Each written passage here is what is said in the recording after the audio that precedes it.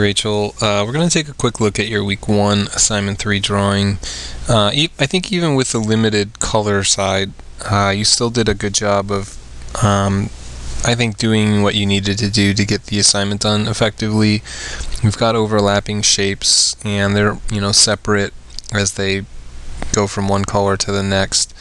So it still works out the way that that it would if you had more colors available. And obviously we'd like to see more color just so that you get used to using multiple markers in a single composition, but it fits the guidelines well. Doesn't do quite as good of a job on the grayscale one though, because everything is very much the same.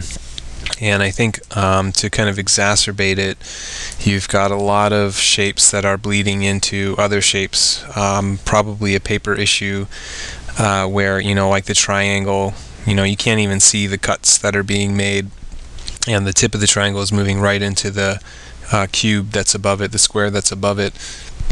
The trapezoid below it also sees a little bit of that bleeding occurring. So this is something I've actually seen from a lot of people this session, and if you're gonna go out and get markers ordered, you might as well go and order some paper as well.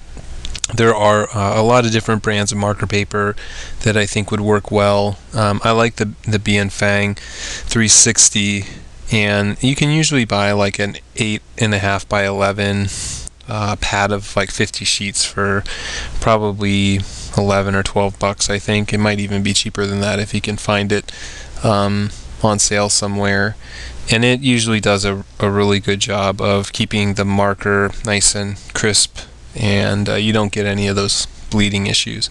But it's becoming pretty severe. We can see it happening quite a bit in the red, where not where it's overlapping, but I actually see it getting fuzzy, and that's the ink kind of spreading out into the color that was there before it. And then obviously we're seeing quite a bit of it occur in the gray, where we're getting a lot of fuzzy edges, and even your edging around the objects themselves without any mixture of marker, there's a lot of fuzzy areas that I think are the result of bleeding.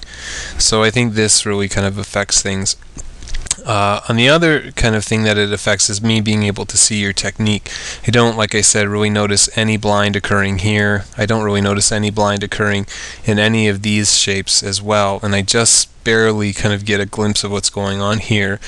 So I think it starts to just make things a bit too murky. I can see some cuts occurring throughout all of them, but I will say that the crispness of the edges is not quite there yet, whether it's a control thing or it is a paper thing. I think in some cases it's a paper thing, like right here and right here, where you're stopping and starting the stroke, it starts to pool. But in other cases, like I would say down here, I think this is just you need to be a little bit more careful, and you need to try and maintain the edge that you've made with your pencil drawing underneath, and just try to get along that as crisp and cleanly as you can. There's other ones like this shape which they feel like they're dragging out a little bit, and they need to be a little bit more symmetrical so that everything kind of lines up a little bit better.